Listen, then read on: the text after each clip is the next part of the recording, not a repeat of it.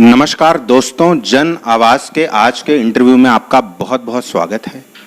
उत्तराखंड कांग्रेस ये दावा कर रही है कि 2022 के रण में उनको कोई नहीं हरा सकता और इसी विषय पर बात करने के लिए हमारे साथ हैं उत्तराखंड प्रदेश कांग्रेस की प्रवक्ता श्रीमती प्रतिमा सिंह जी। श्रीमती प्रतिमा सिंह जी, आपका बहुत बहुत स्वागत है। जी, धन्यवाद, थैंक यू। मैम, मेरा सबसे पहला प्रश्न आपसे ये रहेगा कि आप दिल्ली के अंदर एक लॉ के स्टूडेंट थे, पढ़ रहे थे, फिर आप लॉयर बन गए और सुप्रीम कोर्ट में अपनी कानून के जरिए सेवाएं देने लगे। तो जीवन में ऐसे क्या मोड़ आए, ऐसे क्या घटनाक्रम आए जो आपकी राजनीति की जो राह है, जीवन की जो राह है, वो राजनीति की ओर हो गई, कांग्रेस की ओर हो गई? क्या ऐसी तब्दीलियां आई जीवन में, ऐसे क्या चेंजेस आए? देखिए, कांग्रेस की तरफ जो राह मुड़ी है वो मैं ये कहना चाहूँगी कि मैं बचपन से ही कांग्रेसी हूँ। मेरा परिवार कांग्रेसी है, मेरे फादर कांग्रेसी हैं। मेरे फादर ने अपनी ज़िंदगी के ऑलमोस्ट 45 ईयर्स कांग्रेस पार्टी को समर्पित किए हैं। वो एक समर्पित कार्यकर्ता रहे हैं। राजीव गांधी जी के वक्त जब वो सेवा दल के अध्यक्ष हुआ करते थे तो राजीव गांधी जी ने उनको सेवा दल के कोटे से एक नहीं 2 बार टिकट देने का कार्य किया, लेकिन दोनों ही बार स्थितियां और परिस्थितियां कुछ ऐसी बदली कि वो घर आए, टिकट का अनाउंसमेंट हुआ और नेक्स्ट डे में ही वो टिकट उनका कट गया कुछ कारणों से। लेकिन मेरे फादर ने कभी भी कांग्रेस के प्रति जो समर्पण है उसको कम नहीं किया। तो मैंने बचपन से अपने घर में कांग्रेस की विचारधाराओं को देखा है। जो मैं आपको एक बात बताऊं, जो 20 पॉइंट प्रोग्राम इंदिरा गांधी जी का, जो 20 सूत्रीय कार्यक्रम गरीबी हटाओ का जो इंदिरा जी का, लोग इंटरनेट पे ढूंढते हैं, बट हमारे घर में जो कमरा है मेरे फादर का, वहाँ पे वो जो प्रोग्राम है उसकी इंदिरा गांधी जी की पिक्चर के साथ वो लैमिनेटेड लगा हुआ है। तो राजीव जी हो, संजय जी हो, इंदिरा जी हो, नेहरू जी हो, तो मैंने बचपन से उनकी बातें अपने फादर से अपने घर में सुनी है। तो मैं बचपन से कांग्रेसी हूँ। और पढ़ाई के जीवन में, क्योंकि मैं कानपुर उत्तर प्रदेश से बिलोंग करती हूँ और यूपी में आपको पता है कि 2008 से जो छात्र राजनीति है उस पर मायावती जी ने बैन लगा दिया था। तो मैंने जब बीएससी वहाँ तक की तो उसके बाद मैं वहाँ राजनीति नहीं कर पाती थी, बट जो कॉलेज में ग्रुप होते थे मैं वहाँ पूरी कोशिश करती थी कि कांग्रेस की विचारधारा को मैं बढ़ाने का कार्य करूं। मैंने बीएससी वहाँ से किया, फिर एलएलबी और एलएलएम के लिए जब मैं दिल्ली आई तो वहाँ से मैंने जो एक समर्पण भाव से कार्यकर्ता होता है कांग्रेस और यूथ कांग्रेस का, उसकी तरह कार्य करना शुरू किया। और ये कांग्रेस पार्टी की विचारधारा है जिसने मुझे कांग्रेस पार्टी बचपन से तो देखा है, लेकिन मैं खुद जब बड़ी हुई और जब समझदार हुई तो मैंने समझा कि 18 साल का जो आज युवा है जो वोट दे सकता है, ये कांग्रेस पार्टी की देन है। जो महिलाएं निकायों से लेकर पंचायतों में जो है हिस्सेदारी अपनी आज दिखा रही हैं, वो कांग्रेस की देन है। तो जब मुझे लगता है जब आप पढ़ाई करते हैं और लॉ करते हैं तो आपको बहुत कुछ ऐसा समझ में आता है जो आपको दर्शाता है कि इतिहास कहाँ था और इतिहास में हम कहाँ थे। मुझे लगता है कि हम इतिहास में कहीं नहीं थे। कांग्रेस पार्टी ने फ्रीडम स्ट्रगल में जो एक भूमिका निभाई है वो कोई नहीं झुठला सकता, उसे कोई भी नहीं भुला सकता। आज इतिहास को बदलने का प्रयास सत्ता में बैठे लोग कर रहे हैं, बट अगर उनको मुझे लगता है जो आज इतिहास की किताबों को भी बदलने का कार्य कर रहे हैं, अगर मैं एनसीईआरटी की बात करूं तो आप इतिहास की किताबों को बदल दीजिए या कुछ भी कर दीजिए, जो इतिहास रहा है वो कांग्रेस पार्टी का स्वर्णिम रहा है। और आज कांग्रेस पार्टी ही देश का भविष्य है, ये जनता भी जानती है और तय करेगी। कभी कभी जनता बहक जाती है, बट बहकावे में जो कदम जनता ने उठाए हैं, जनता समझ रही है कि वो एक गलती हो गई है और आप देखिए अब समय बदलाव का है। तो ये रहा है मेरा क्यों मैं पॉलिटिक्स में हूँ, और मैं सेवा करने के भाव से हूँ पॉलिटिक्स में। मैंने इससे पहले जब मैं प्रैक्टिस स्टार्ट की थी तो मैंने ऑक्सफैम इंडिया में भी कार्य किया है। वहाँ मैंने एक एनजीओ की जो कार्य प्रणाली होती है उसे बहुत पास से देखा है। लोगों की मदद करने का जो जज्बा, एक एडवोकेट से बेहतर मुझे नहीं लगता कि अगर आप एक एडवोकेट हैं तो आप समाज सेवा बहुत अच्छे से कर सकते हैं। इट्स नॉट हमेशा पैसा कमाना एडवोकेसी नहीं होता है। एडवोकेस, अगर आप एक एडवोकेट हैं तो आप एक बहुत अच्छे नेता हैं, ये इतिहास कहता है। और अगर आप एक एडवोकेट हैं तो आप बहुत अच्छे सोशल वर्कर भी बन सकते हैं, ये भी इतिहास कहता है।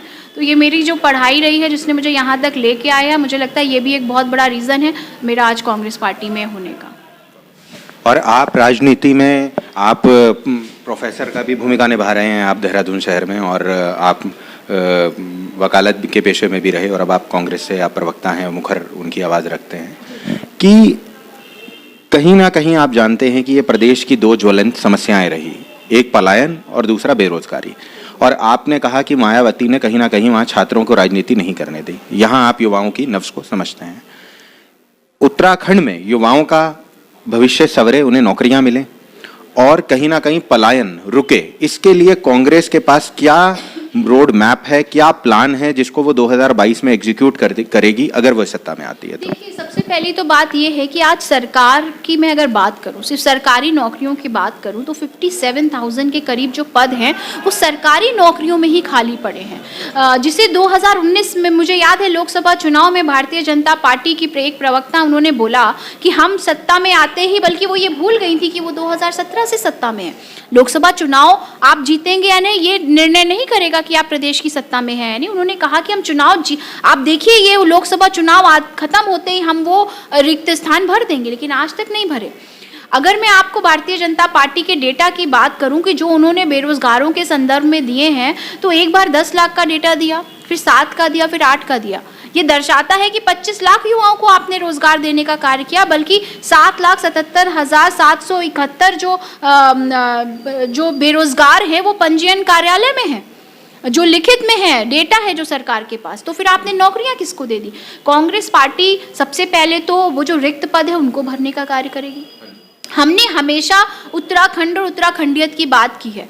लोकल जो प्रोडक्ट्स हैं उनको जो है एक अच्छा मार्केट मिले, क्योंकि आप समझिए हमारे यहाँ ऐसी औषधियाँ भी मिलती हैं जो बहुत ज़्यादा जो मुझे लगता है बीमारियों में दवाओं का कार्य करती हैं। अगर आप उनको जियोग्राफिकल इंडिकेशन के अंदर में जीआई प्रोटेक्शन प्रोवाइड कर सके तो मुझे लगता है कि वर्ल्ड फेमस तो होंगी ही वो ड्रग्स, उन्हें प्रोटेक्शन भी मिलेगा। कोई आप से उनको जो ट्रेडिशनल नॉलेज है हमारी उसे कोई चुरा नहीं सकता है, और उससे जो एक एरिया के जो लोग हैं उस जियोग्राफिकल एरिया के, उनको बहुत फ़ायदा मिलेगा। तो एक तो प्रॉस्पेक्ट हमारे पास ये है। दूसरा, जो लोकल व्यंजन है, लोकल ऐसे व्यंजन जो पैक्ड हो करके बाहर भेजे जा सकते हैं, उन पे भी कांग्रेस पार्टी की जब हमारी सरकार थी तो भी हमने इस तरीके की कई योजनाएं लेके आए थे, और आगे भी हम उन योजनाओं को लेके आएंगे।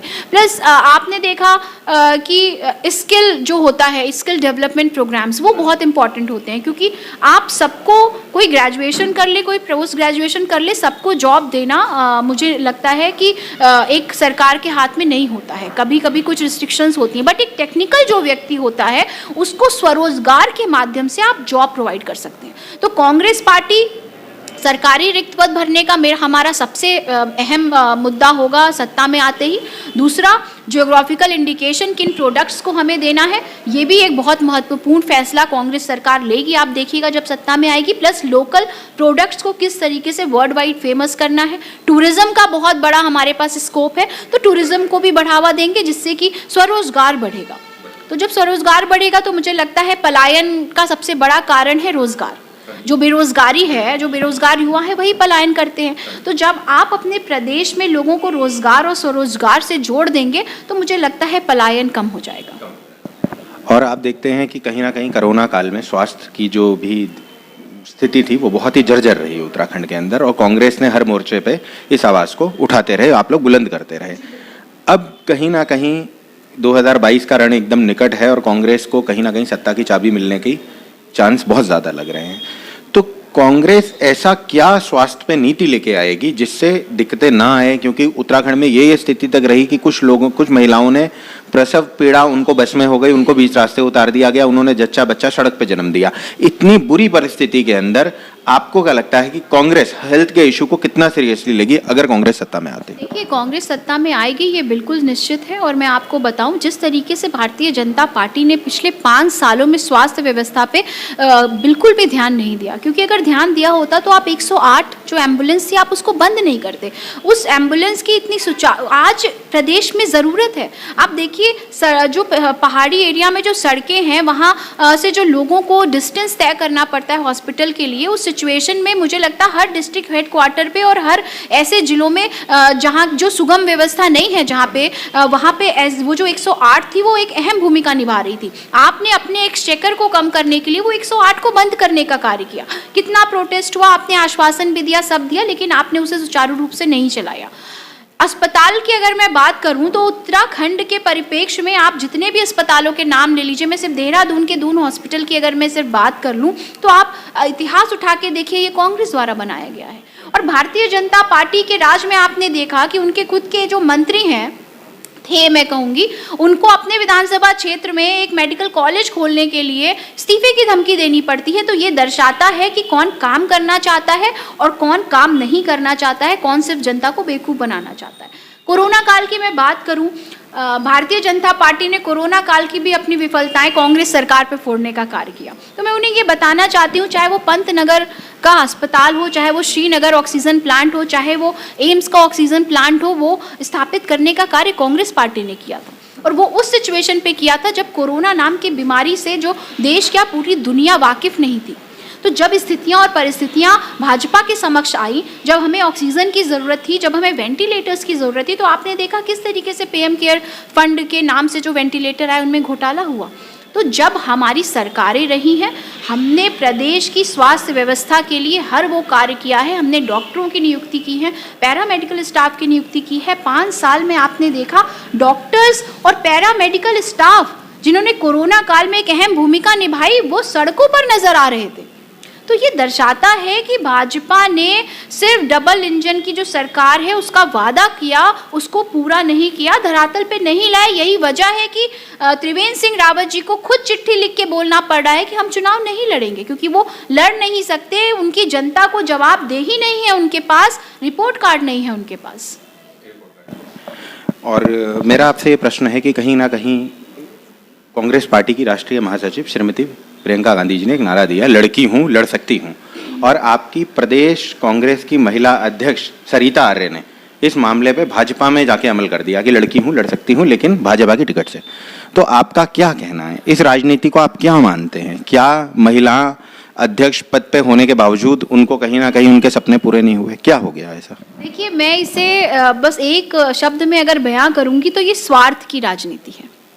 देखिए, लड़की हूँ लड़ सकती हूँ का जो नारा प्रियंका गांधी जी ने दिया था, वो नारा देने के लिए, उस नारी को सुनिश्चित करने के लिए अपनी सूचियों में एक बड़ा जिगर की आवश्यकता है, जो जिगर प्रियंका गांधी जी में है। और ये ऐतिहासिक नारा है और ऐतिहासिक कदम है। आप देखिए, 125 की सूची में 50 महिलाएं हैं, 40 की सूची कल आई 16 महिलाएं हैं। तो ये दर्शाता है कि प्रियंका गांधी जी और उत्तर प्रदेश और मैं कहूँ कांग्रेस पार्टी महिलाओं का सम्मान और महिलाओं के सशक्तिकरण के लिए हमेशा आगे रही है। देखिए, सरिता आर्या जी को पार्टी ने सब कुछ दिया है। आपको 2012 में विधानसभा चुनाव लड़वाया, जिताया आपको, ठीक है। 17 में आप हार गई, उसके बावजूद 2015 से आप प्रदेश कांग्रेस महिला कांग्रेस की अध्यक्ष रही हैं। इससे बड़ा सम्मान और किसी को क्या चाहिए? बहुत जल्दबाजी में उन्होंने फैसला लिया है।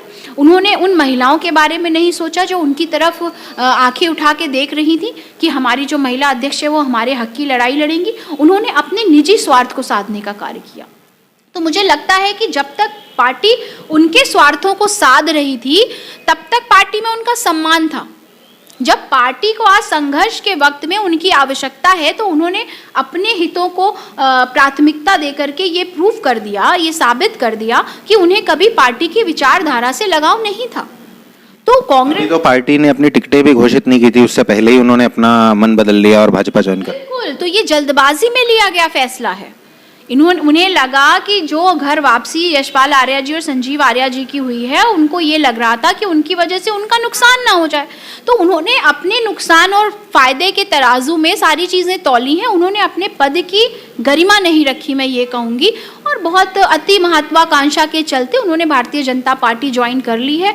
और मुझे नहीं लगता कि भारतीय जनता पार्टी ने कभी भी महिलाओं का सम्मान किया है। संघी विचारधारा के लोग हैं, वो महिलाओं को अपने बराबर नहीं बिठाना चाहते। आप देखिए, आप दूसरी पार्टी से आई हुई महिला को टिकट दिया आपने, अपनी खुद की जो प्रदेश महिला की अध्यक्ष हैं भाजपा की रितु खंडूरी जी, उनका टिकट काट दिया। तो क्या है ये दर्शाता है कि आप सिर्फ और सिर्फ दिखावे की राजनीति करते हैं और अपीजमेंट की राजनीति करते हैं। और आपका क्या कहना है कि आप यंग हैं, महिला हैं और यंग ब्लड हैं, कहीं ना कहीं महिलाओं के लिए और युवाओं के लिए कांग्रेस ऐसा क्या पैकेज लेके आएगी जिससे युवा वोटर जो है वो 2022 में कांग्रेस से कनेक्ट हो पाएगा? देखिए, युवा जो वोटर है वो कांग्रेस पार्टी से ऑलरेडी कनेक्ट हो चुका है, क्योंकि ये युवा ही है जिसे 2017 में 2 करोड़ जो रोजगार हैं उनका प्रति वर्ष सृजन किया जाएगा, ये वादा नरेंद्र मोदी जी ने किया था और ये वादा वो पूरा उन्होंने नहीं किया। तो सबसे ज्यादा जो कुठाराघात विश्वास के साथ हुआ है वो युवाओं के विश्वास के साथ हुआ है। ये युवा थे जो कहते थे हर हर मोदी घर घर मोदी, और आज वो युवा हैं जो बेरोजगार हैं।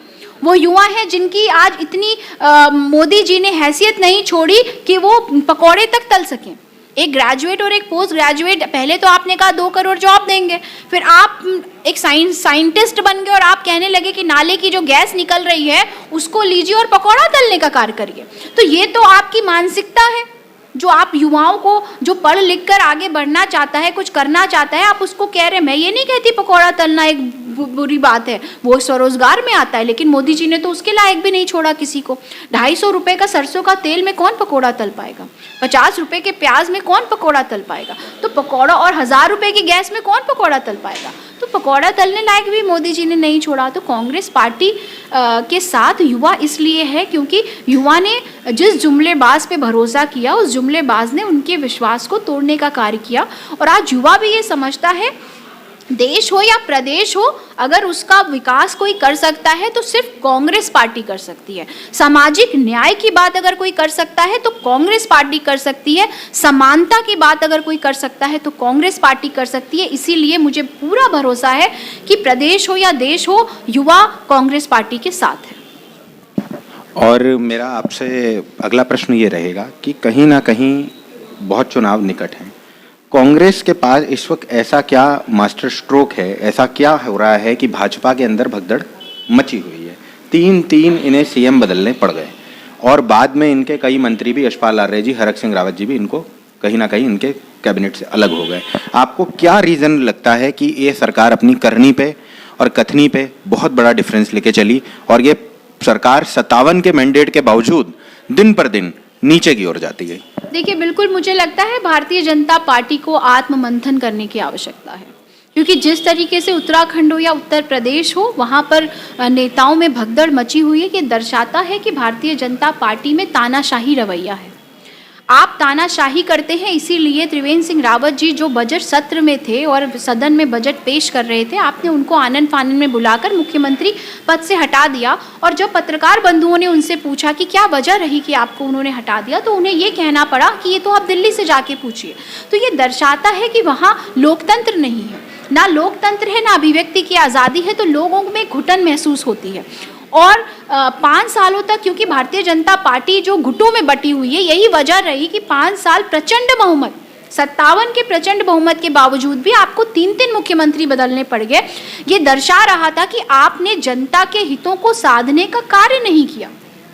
तो जब आप जनता के हितों को साधते नहीं हैं तो आपको ऐसे ही कृत्य करने पड़ते हैं जो आप पर ही भारी पड़ जाते हैं आपने। और उसके बाद बेशर्मी की इंतहा तो तब होती है जब राजनाथ सिंह जी उत्तराखंड आते हैं और कहते हैं कि हम 5 बदलें या 10 बदलें। अरे बेशर्मी की बात है ये। जिस प्रदेश पे 66,000 करोड़ रुपया कर्जा है, उस प्रदेश को 3 मुख्यमंत्री थोपने का कार्य आपने किया है। भूतपूर्व मुख्यमंत्री के बाद जो संसाधन और जो सुविधाएं दी जाती हैं वो हमारे और आपके जो हार्ड अर्न मनी होती है, जो पैसा हम कमाते हैं, जो टैक्स देते हैं, उससे दी जाती है। राजनाथ सिंह तो देखिए कमाते नहीं है कुछ, तो राजनीति करते हैं, राजनीति से उनको पैसे मिलते हैं, तो उन्हें तो इस बात का दर्द नहीं हो सकता, इसीलिए उन्होंने इस तरीके की बातें कर दी। तो मुझे लगता है ये भारतीय जनता पार्टी को आज आत्ममंथन करने की आवश्यकता है, अपने तानाशाह रवैये को बदलने की आवश्यकता है, अपनी पार्टी में थोड़ा सा उन्हें लोकतंत्र लाने की आवश्यकता है और अपने नेताओं को अभिव्यक्ति की आज़ादी देने की आवश्यकता है। और मेरा अंतिम प्रश्न आपसे ये रहेगा कि 2022 का रण बहुत निकट है, तो आपका इस संबंध में उत्तराखंड की जनता को और प्रदेश के कांग्रेस के कार्यकर्ताओं को क्या संदेश है? देखिए, आज प्रदेश का जो कांग्रेस का कार्यकर्ता है वो उत्साहित है, क्योंकि उसे ये पता है कि पिछले 5 सालों से जो संघर्ष का दौर था उसमें सड़क से लेकर सदन तक कांग्रेस पार्टी ने भारतीय जनता पार्टी की जितनी भी विफलताएं रही हैं, असफलताएं रही हैं, उन्हें जनता के समक्ष रखने का कार्य किया है। और हमारी नेता ने भी यही कहा है, प्रियंका गांधी जी ने, कि जो निडरता के साथ इस संघर्ष में पार्टी के साथ खड़ा हो सकता है उसका पार्टी जो है में स्वागत है, और जो डरता है संघर्ष से वो पार्टी छोड़ के जा सकता है।